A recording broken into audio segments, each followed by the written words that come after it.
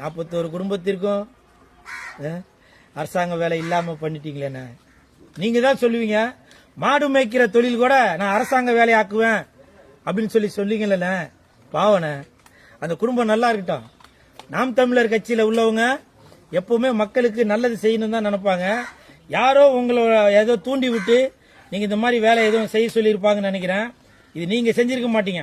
யாரோ உங்களுக்கு ஏதோ மயக்க மருந்து எதனா கொடுத்து, ஏதோ இன்ஜெக்ஷன் எதனா போட்டு உங்க மூளையை ஏதோ ஒரு செலவை பண்ணி ஏதோ ஒன்று பண்ணிருக்காங்க.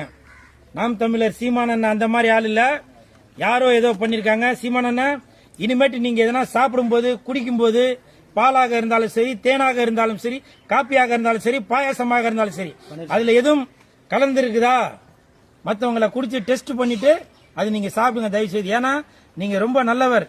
ஏதோ ஒரு சக்தி தான் அதுக்குள்ள பூந்து உங்களை மைண்ட மாத்திட்டு